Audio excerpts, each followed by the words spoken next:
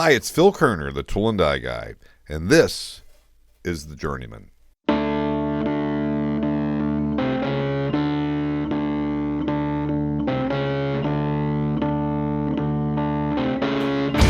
just a hard-working man. And it's Friday, August 9th, 2019, and you're listening to the only broadcast in the world that's dedicated to the Cadillac of the trades. You know, when I say world, I'm not sure what they're doing in China tonight, but I've scoured the web, and this is it. Okay, so when I say Cadillac of the trades, if you're here listening, then you know exactly what I'm talking about. This is the trade that keeps America running and home to some of the smartest and most clever guys and gals on the planet. If this is your first time here, the purpose of this broadcast is twofold: to tell the stories of the American craftsman and to promote the trade that we all love to a new generation. And you're going to meet a real gem tonight. Before we get started, I do have an announcement to make. After 8 years in recording over 300 video lessons, the Tool and Die Guy, that's me, I'm ready to relaunch Chapter 2. And you know, I went through my camera, and I had over 4,000 photos and videos. You think there's a few lessons there? So what we're going to do, a new monthly membership site. And I'm going to promise at least one new lesson per week, if not more, plus a once-a-month members-only video conference for everyone to get together and just, I'll have guests on. We can ask questions. We can chat about the trade. So the website is up and running, but it's top secret because I'm just putting the finishing touches on it this weekend. So please stay tuned for that. So let's get started. Back in February of 2018, long ago, back in a year and a half ago, I was sitting in an AM radio station here in downtown Erie, Pennsylvania, WJET 1400 AM, Erie's flagship radio station, and paid for the airtime, $2.50 an hour. I paid over that show, just so in case you're curious. And I would sit there, and I had Working Hands Radio, and I had modeled this after a call-in program. And the biggest issue I had, the program was great, and we had a lot of good guests on, but the call-ins were kind of lacking. And I don't know if people were just shy, because people would always run into me and say, oh, that was a really great program last night. I said, why didn't you call in? I'm sitting there tap dancing the whole night, right? I wasn't sitting there tap dancing, because that would be hard. But, I had to fill in all that time if there weren't any call-ins. So when we would get a call-in, it was like, oh, my God, somebody's calling in. Oh, my God, it was like a fire drill, right? High fives all around, and, finally answer the phone. Well, one night I got this call from a guy named Arizona Jack. I'm thinking, who is Arizona Jack? But I really don't care who Arizona Jack is because he called. So put him on.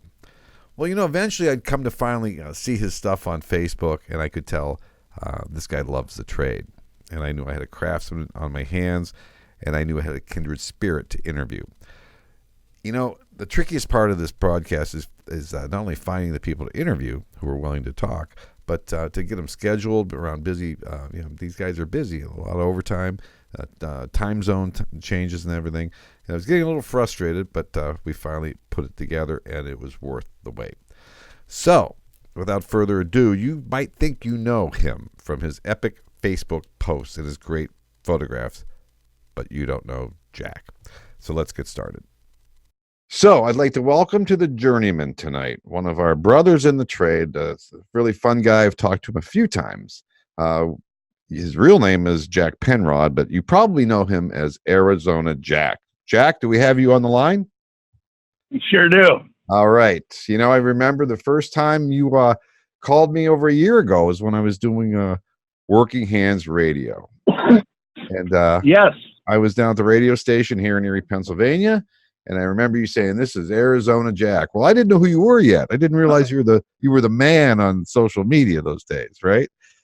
So I see your posts. We've chatted a few times. I know you love this trade as much as I do, and it looks like you're still having an absolute blast doing it. You really love your job. So my job tonight is to get some information out of you that some people who follow you, maybe who don't even, know a little bit more about you. So tell us about what's your hometown, Jack? Where are you from? Detroit, Michigan. And Motor City. Motor City. Now, we're about the same age. So you were growing up back in the heyday, Motown in the 60s. Yeah, 60s and 70s. Bob Seger, Ted Nugent, Motown. Ted Nugent. Let's go. How soon did you get into trade? Did you go to a tech school? How'd that get all started? Well, in high school, I was in 10th grade, and I had no idea what I was going to do. I was getting scared. I needed a career because I was going to graduate in 2 years. And I did good in school. I was always a good student when I showed up. My favorite classes were history and math. And as I was signing up for classes that year, I saw this shop class, metal shop, and it was an elective. And so I thought, okay, I'll try it. You know, my grandpa was a machinist, and within 3-4 months of metal shop class, I fell in love with the trade, and I knew what I was going to do forever. So when I cut my first, go ahead. I'm sorry. That would be about 1977. Right. Okay. And they picked 2 students from my shop class, metal shop, every year to go work in a machine shop. And I was picked. I was one of the 2. And I was a broom pusher, chip boy, machine polisher for 2 years until I turned 18, which at the time I was not allowed to run a machine until I was 18. And the day after I turned 18, they put me on an engine lathe, and I've never stopped. I've never done anything since then, and I still love it today. I look forward to going to work every day. Let me ask you this now. The 2 years you spent from age 16 to 18, just being exposed to the shop environment, you know, you back then, it probably wasn't, some days you were probably grumbling about it because you wanted to run a machine, of course, but you couldn't. But didn't that help you get right. acclimated to manufacturing and how it works and how to behave in a shop, things like that? Yeah, I saw how everybody interacted with each other, and I was allowed to run the machines at school. And my 2 machines that I ran the most in the shop class was a surface grinder and an engine lathe. And I ended up making all the other students' tool bits. On the surface grinder, I learned to set up and grind compound angles and all that. We did not have a comparator back then, so we just used, a divider, a radius gauges, a protractor, stuff like that. Mm-hmm. And I would go to work, and I would watch those guys. I worshipped those tool makers and journeymans. And, I would clean their machine. And when I finally was allowed to run a machine at work, I had already had, school experience. And the first machine I was put on in a machine shop was a surface grinder, and I fell in love with it. And to this day, grinding is still my strongest area and my favorite thing to do. Okay, a couple questions about that. First of all, can you tell us, is that shop that you worked at, is that still in business? What was the name of it? It was called Spartan Carbide, and it is still in business, and they have grown. They're a big nation, worldwide, whatever. They're a big custom form ground insert company. They don't just stamp out preforms or nothing. These are custom ground form inserts, and that's why I really became good on the surface grinder. And so you were actually grinding carbide? Yes, diamond wheels. And I also learned how to dress diamond wheels, form dress diamond wheels. Unlike dirt wheels where you're grinding steel, you don't just get the old clear view out and the last word and dress your angles and that. There's a whole lot to form grinding carbide because the wheels you're dressing are diamond, and putting angles and radius and all that radii on a diamond wheel. We used to put female a radius in a diamond wheel with using music wire. And one guy would guide the wire and the other guy would be on the button with the on-off switch. We didn't have variable speed spindles then because you need your grinding wheel to turn real slow, but it was a fascinating experience. And I still grind form tools for shops today that I've done it all my career. Now, You how long did you stay at was it Spartan? Spartan, you called it Spartan Carbide? Correct. How long? I bounced. I was. I spent about a total of 8 years grinding carbide and similar items. But I bounced between the shops in Detroit because back then it was the best way to get a raise and it was the best way to learn a different way to do it. So for 8 years, I probably had about 4 different jobs. I would work a year or two here, a year or two there. And if anybody was experienced in grinding carbide, you could get a job. You could just go get a job, quit Friday, you'd start work Monday. And I went around the shops, and by the time I left the carbide grinding industry, I was considered a top man, and I was getting top dollar. And after I became really good at what I did, and also I ran Bridgeports and lathes, and I ran a Blanchard grinder. I did a little jig grinding, but not much. And I left Detroit. I just had a wild seed. I was a young man with the trade and making some money, and I moved to Hollywood, California. Hollywood. I just got back from California. That's a beautiful. Yeah, place, I know. beautiful place to visit. Let's just put it that way. There you go. There you go. Yeah. So, did you end up doing a formal apprenticeship or not?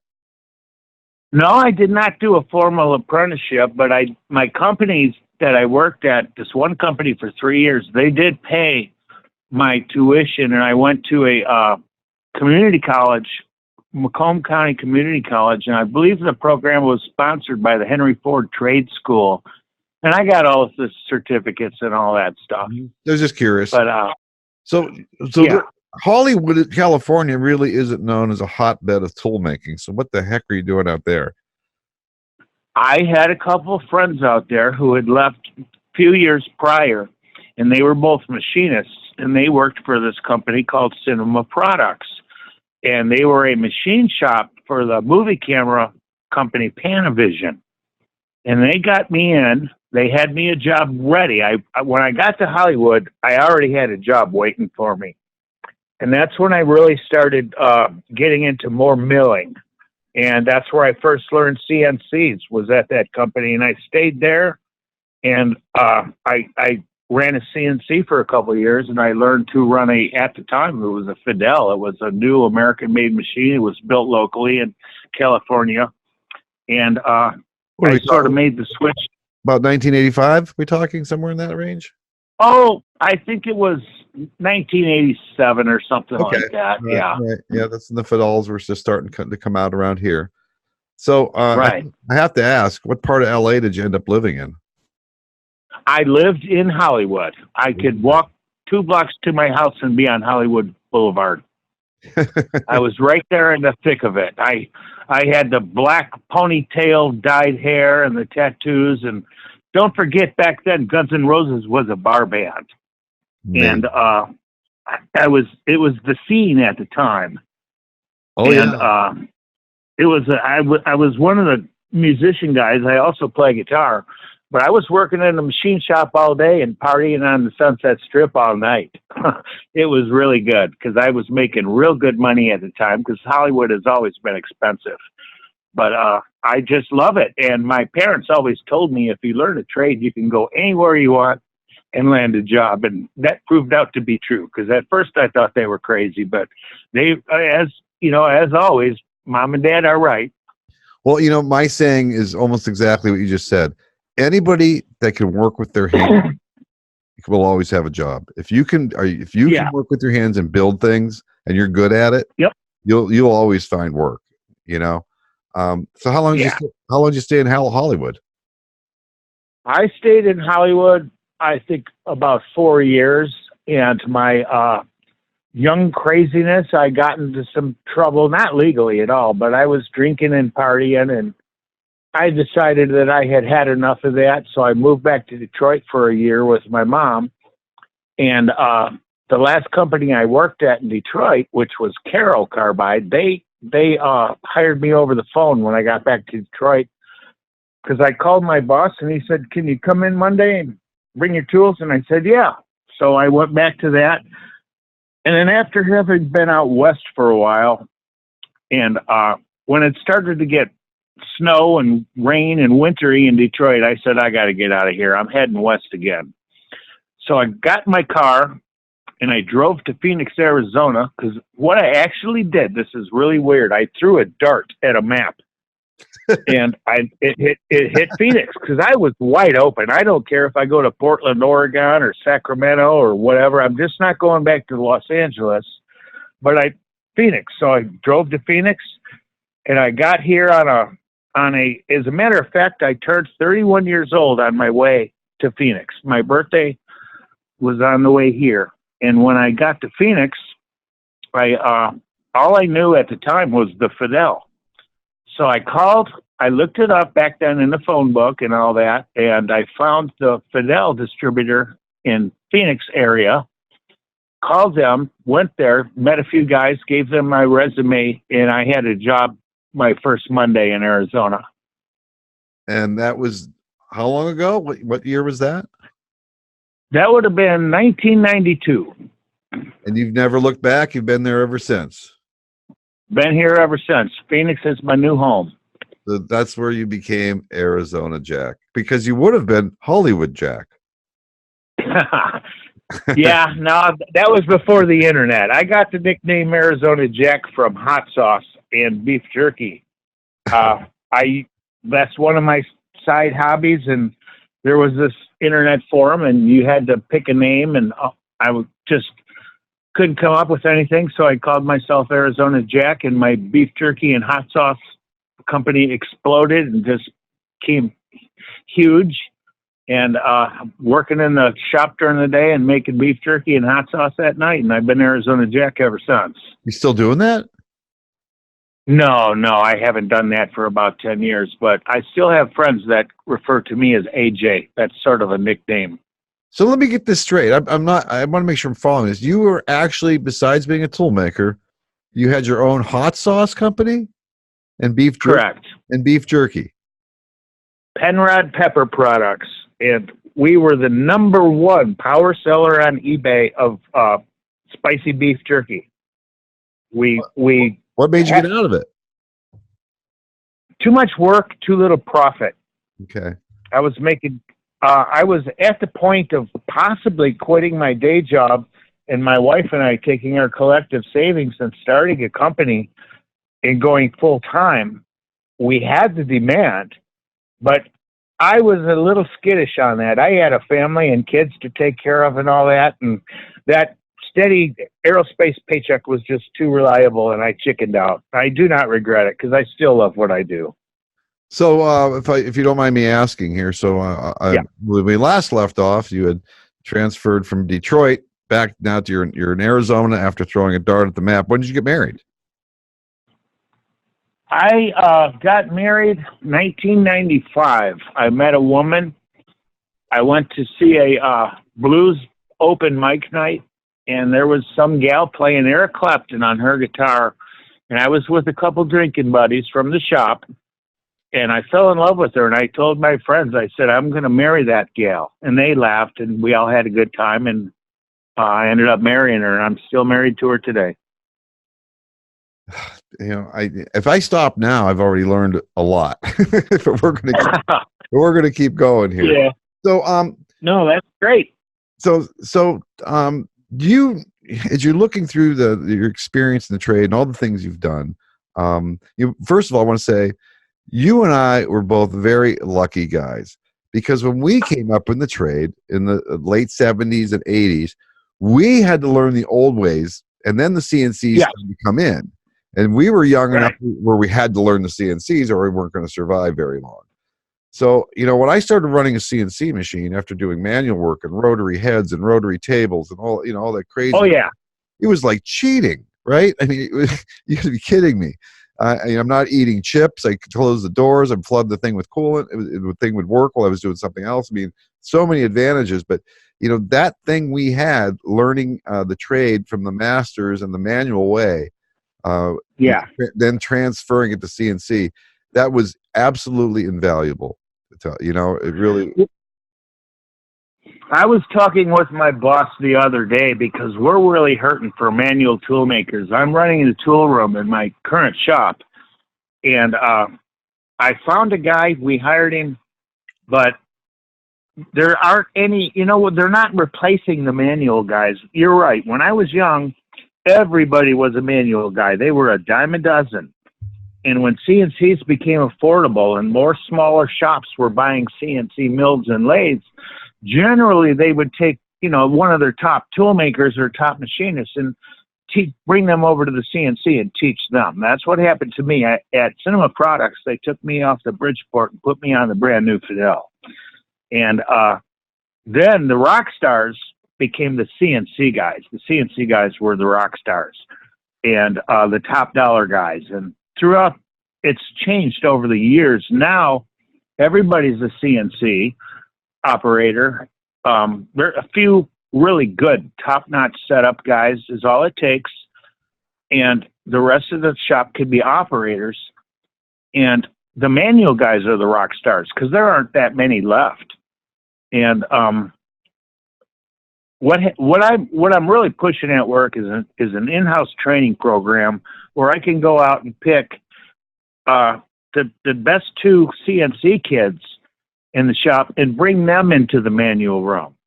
And because I'm going to retire one day in 10 years, or I'll probably die at work. Who knows? But who's going to replace me when I'm gone? We don't have anybody. And I think every shop is in that situation. Well, I couldn't agree with you more. I am such an advocate for training, and because of the work I do online, a lot of stuff comes across my email, or I like to say across my desk, and community colleges and shops that started their own training programs. And I try to reach out to these guys. It's really hard to get it because I want to interview them too. Because so many people, it's ironic because of what you just said, have given up on, and I don't want to throw any trade schools under the bus, but I know the ones we have here in Erie, Pennsylvania are not cheap. All right. And these kids, these kids spend $20,000 or $30,000 to basics.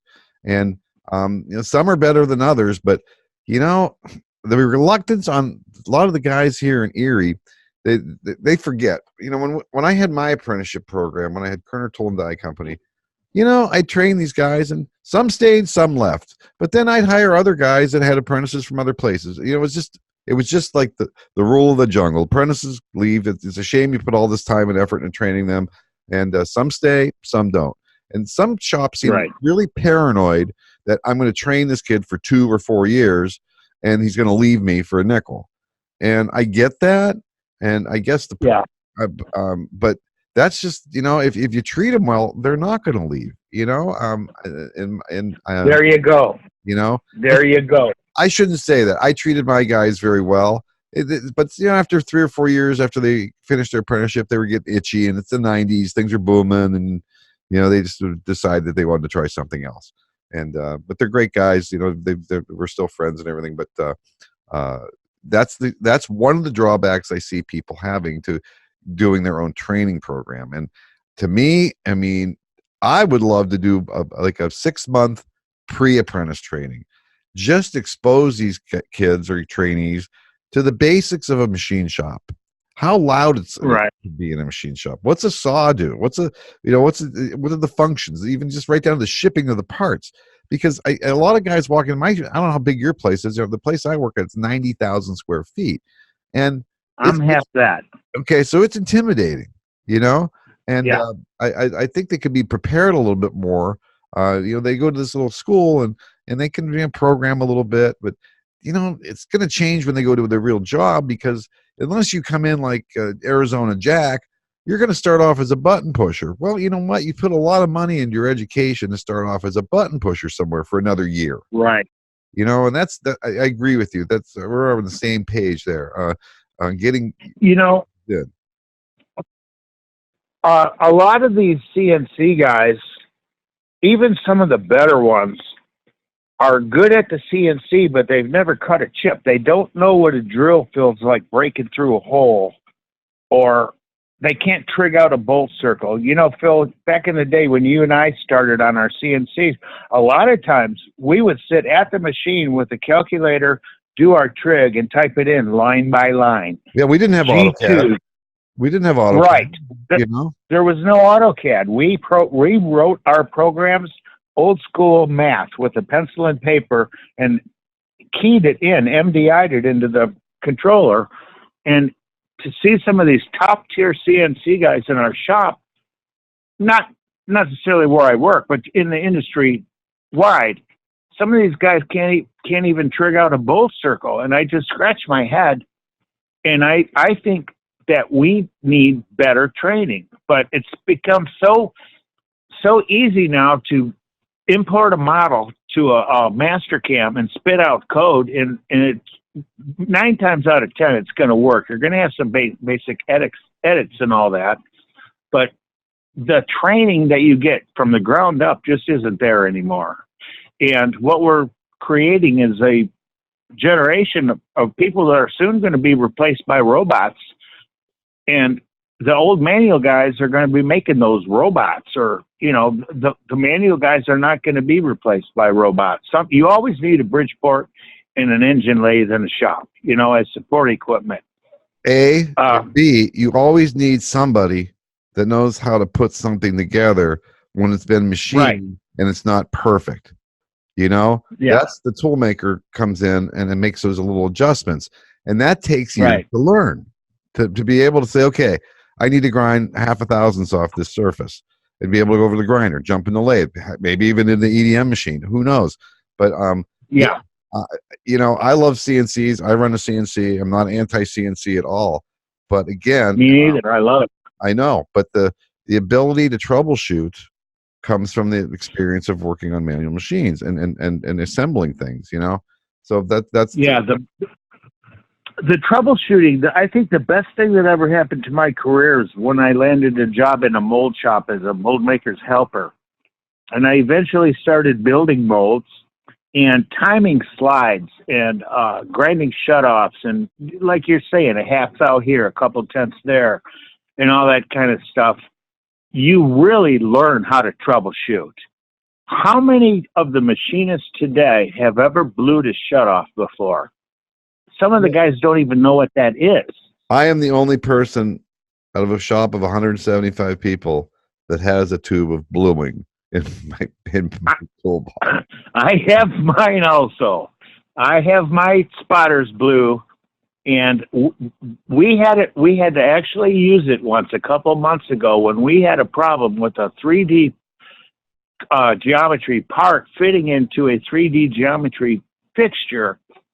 So we blued it up, tapped it with my soft Lixie, and we found the high spots in the fixture where the part wasn't sitting right. And people were looking at me like, oh my gosh, how did you do that? And I said, you know what? Everybody used to know how to do that. Well, don't forget too, the high spot bluing can be used to do many evil things around the tool room also. Oh boy. The blue handles and all that stuff. I know all the tricks.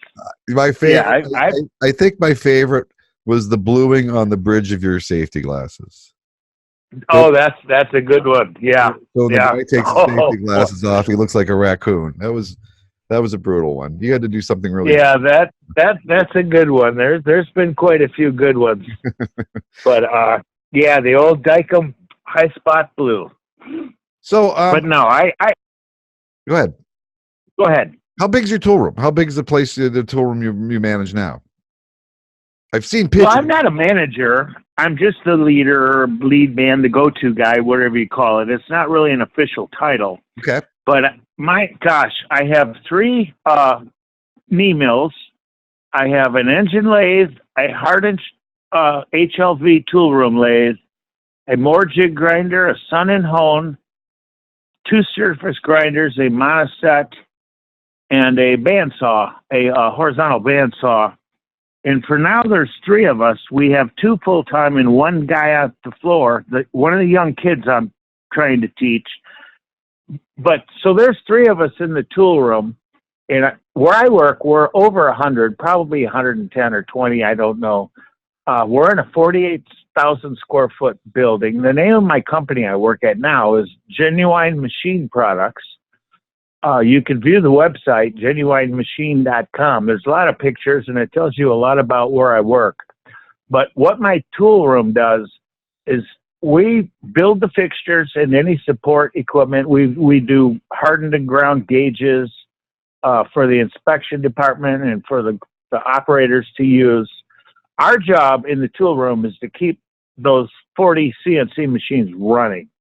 And we run 3 shifts, so you never know what's going to happen on nights or weekends. I've worked 7 days many times on fixturing and stuff like that, getting a hot job up and going. But I wish I would have found this place sooner, because this is my favorite job I've ever had.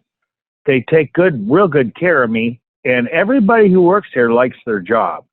And it's a happy, good place to work. Of course, they're stressful, this and that, and problems everywhere. But overall, over my 40 years in this career, I really like it. This will be the place I'll retire from if they let me. Yeah, I love hearing that. That's a really good thing. You and I do a lot of the same things now. I don't have quite the access. We don't have a jig grinder, but I'm basically in charge of supporting the CNCs, and occasionally they give me little one-offs to run, 2 of this, 5 of this. After 5 of anything, I'm ready to slip my wrist. Though I'm ready for somebody else to do it. We do a lot of secondary operations. Sometimes it's more expeditious to throw it in the manual room and just let us knock it out than it is. The spindle dollar per hour on a CNC machine or 4 or 5 axis machine costs a whole lot more than the spindle dollar per hour on a Bridgeport. Exactly. I think we don't like it, but we know it's part of the job. We do it. We prefer to build tools and gauges. And my favorite thing is I love jig grinding. The closer the tolerance, the tighter, the craziest. I love that stuff. And so I'm the jig grinder in the shop, and I do a lot of rework there, because sometimes things will require rework or fixing, or maybe moving a hole position 2 tenths this way to meet the true position requirement. But we do mainly fixture building. We do some rework and some secondary ops, but we're getting into now this new thing that's brand new that you and I both are really going to learn a lot if we stick around enough, is 3D printing. Okay. Some of these 3D printed parts we're bringing, and where I work, the 3D printed parts are Inconel. I did a job 2 days ago. I don't know what it was. It was a customer proprietary product formula, and I nicknamed it Kryptonite. And then later on I thought about it, so now I call it Cryptaloid. And I had to learn how to cut this stuff. Surface feet, do you want to really get under it and cut a chip, or can you? It was an amazing process to learn how to cut that metal. And if I hadn't known and cut a lot of super alloys over my career, Stellite, Haynes, Hastelloy, Inconel, all that, I would have never been able to do this. I would have said, no, you can't do this in a machine. This has to be either wire EDM'd or something. But the new 3D printed parts, they're just crazy technology. If you think of a mold base and all the plumbing you have to do to get the water lines in, and pipe plugs here and long holes there, well, they print that, and there's no need for that. They can print a hole and make a left turn, and then a circle, and then a right turn right there on the printer. No need to drill that hole. They print around it, almost as if there was a core, So but, you don't have to do the cross holes. None of that sort of stuff. It's already in the metal. But we are the new. I won't name our customer. I don't know the rules. I do not want to get in trouble with my employer. I appreciate that. But we're the go-to shop for one of the largest aerospace companies in Phoenix. And what I'm doing is building the fixtures, and so far we're all manual work on our 3D printed parts, and I'm the go-to guy on that. And it's just becoming buried with this new technology. When I started this trade, Phil, you had to change pulleys on a Bridgeport. Right. Me to too. change speeds. And there were then came the variable speed heads, and then there was readouts, and then there was CNC. And I thought I'd seen it all: 4, 5-axis CNC, 9-axis lathes. Well, what I'm seeing now is 3D printing, and it's fascinating. And every day is new. Every day is a challenge, and I just love being part of it because I love what I do. And it's almost like getting paid to go to the playground because I get money to go play with machines. You know, I don't think. I hope the people that are listening to this interview do realize. You know, one of the things I always like to say is there's a certain satisfaction you get from building things with your hands, and if you've done it for a while and you're good at it, yes, can it get frustrating? You know, but boy, it is cool at the end of the day to see a beautiful looking part on your surface plate and say that was a hell of a good day. Look at that part. I did that from start to finish. Yeah. And you know, I mean, the satisfaction, you know, it's funny. A lot of the guys that are members at the Tool and Die Guy site, half of my members are retired doctors and lawyers. Yeah. And their fathers. Why are they on the Tool and Die Guy page? Because their fathers were machinists and tool and die makers, put them through college. Oh. The fathers die, and they end up with the tools. Much later. Oh, there we go. And much later in life, they say, you know, I want to learn some of this stuff. And yeah, and I think, you know, and I know I could get in trouble for saying this, but I know so many. See, when I come home from work, Jack, I'll hang out with my wife. I'll do the yard work and stuff like that, but I don't build a lot of stuff at home. I build stuff all day. I don't need to do it when I come home. I'm not saying there's anything wrong with it to do, but a lot of guys who work maybe in the office or, you know, in insurance or the bank, they come home and they want to build stuff. You know, they redo the kitchen or they build a deck on the backyard. I have no. Now you're making sense. I love it. I have no interest. I've done that all day. You know, I mean, Same here.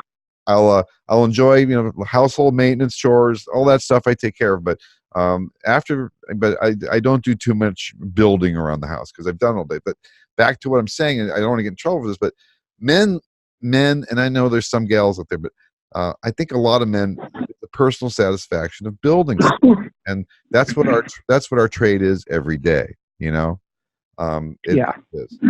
So as we finish up here, and I know I wanted to ask you just a few questions. I got some good information from you tonight, but let's have some fun questions here. So what's when you're not working like a madman, what are your hobbies? What do you enjoy doing?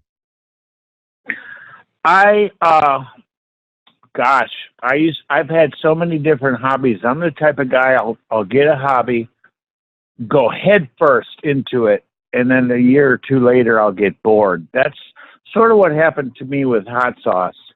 I was into poker. I would play Hold'em poker for the longest time. I got good enough. I was winning tournaments. I won a first place in Texas and Vegas. And I grew tired of that. And I'm always looking for a new hobby. But right now, I'm just peddling water. I don't have a hobby, and I really need one because I think I know what your hobby is. It's posting. My hobby is machine shop, Phil. It's posting on Facebook. I just go on there every day, and because I have a lot of friends and family.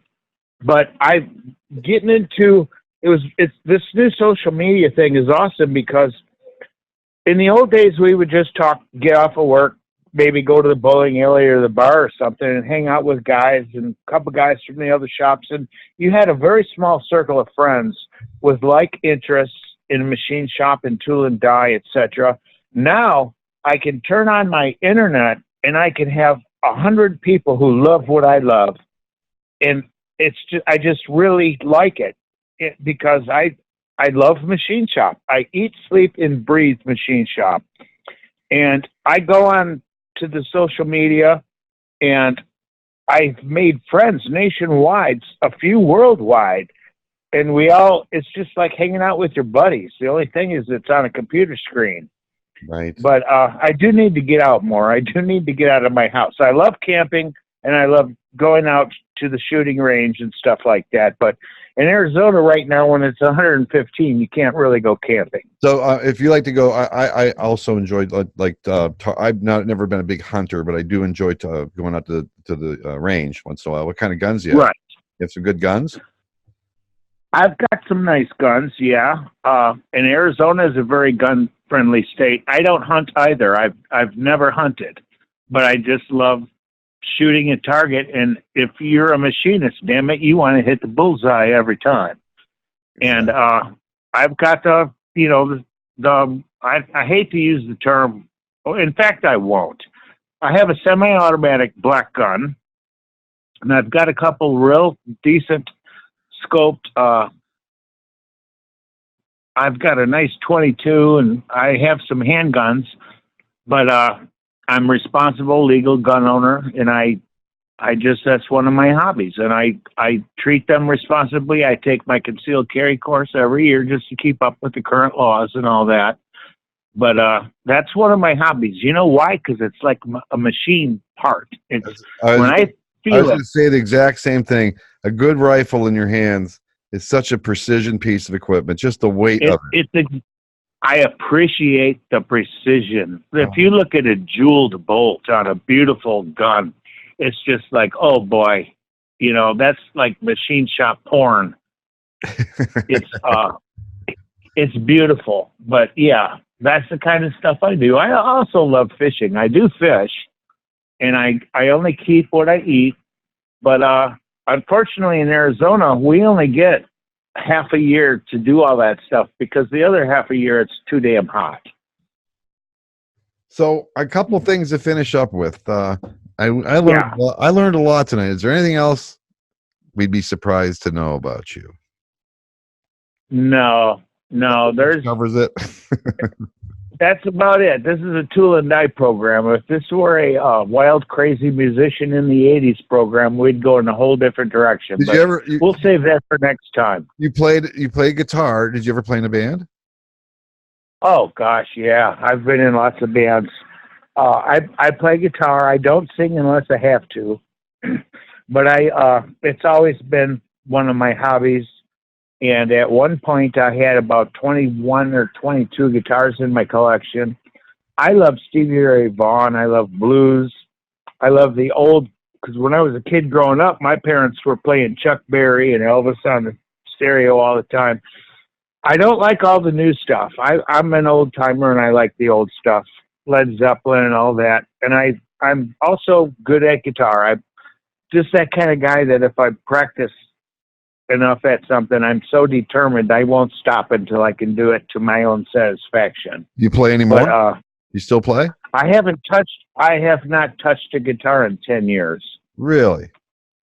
Yeah. And I used to play guitar and right after I got home from work till I went to bed, and then all day on the weekends. And I just moved on.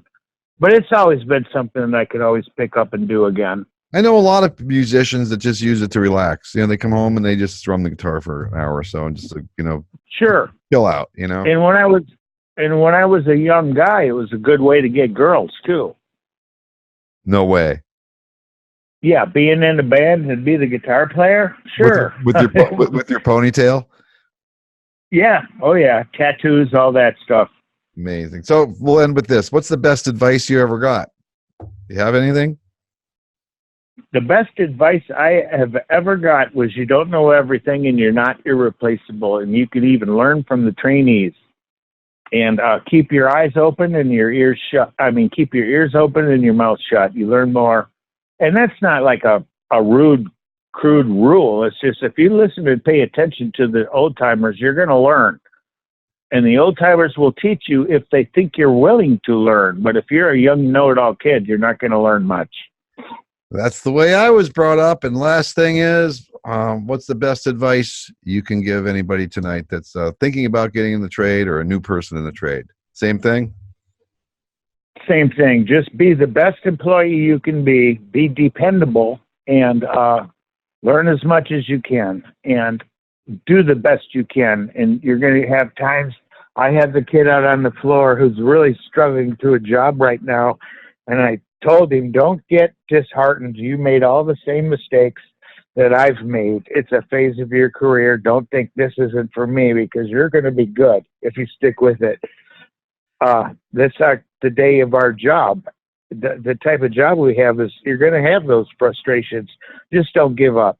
And if you don't think you like it, get out now, because you will reach a point in the machine shop trade where you're making enough money you can't afford to quit, because you'll go into another trade and take a huge pay cut. And I call that the trap, the machinist trap. I've seen it over and over through my career, where people they hate their job, but they're making X amount of dollars and they can't quit because they're going to make half that starting over somewhere else. If you, within your first year, don't think this trade is for you, it probably isn't. Sad but true. I agree with you. And, you and I were both blessed to fall in love with what we did at a young age. Yeah. They say if you love your job, you'll never work a day in your life. Yep. I'm that lucky guy. That's a beautiful. I'm that lucky guy. I love my job. So what we're going to do here is officially, I'm going to let you go and thank you for interviewing me, or being interviewed by me. But what I want to do is I'm going to keep you on the line for a few more minutes, and we're going to go off the record. And I might edit it, I might post it, but for now, this is our first installment. I want to say thank you so much for sharing your story with me on the Journeyman tonight, Arizona Jack. Much appreciated. And please stay on the line here, and we'll continue on for a few more minutes. Okay, so thank you. Well, I want to thank you, Phil, also for being the guy to do this. I think you have the same passion for this trade that I have, and I hope that other machinists and aspiring machinists listen to you. You've taken this to a new level now. That whoever knew there would be a machine shop talk radio program, but you're the guy who did it, and I just think it's fantastic, and I feel very humbled and honored that you would consider me for actually to be a guest on your program. Well, that's I would say the exact same thing to you. I'm humbled and honored that someone like you would be on this program. So we'll continue on here with Arizona Jack. We're going to go overtime here, and maybe we'll post it in the next couple of weeks. We'll see where we go. Well, now, that was fun. And just so you know, we talked about a lot of things during our short overtime session. As you can imagine, two guys that are about the same age, pretty much the same background. And we're going to, I think this stuff might not be meant for the general population of the internet. So I'm going to take that last 10 or 15 minutes, and I'll probably edit that a little bit, and we'll throw that up on the membership site, which is soon to be announced, okay? So that's it from here. If you have a great story to tell about your time in the trade, or know somebody who does, we need to hear from you. It's a really simple process. Nobody's going to see you, okay? It's just a phone call. Just contact me, and we'll set up a time. We do everything over the phone, and everybody loves these interviews, which is really great, which is really awesome.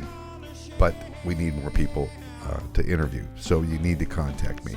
If you're in a position to give back and become a sponsor of this broadcast, the only one like it in the world dedicated to this trade, we'd love to hear from you.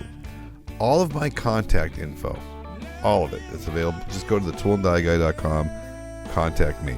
If you can't find it there, just Google me. I'm pretty much out there on the web, okay? So that's it from here, Erie, Pennsylvania. And just remember, a man who works with his hands is a laborer. A man who works with his hands and his brain is a craftsman. But a man who works with his hands and his brain and his heart is an artist. We'll see you on the next broadcast.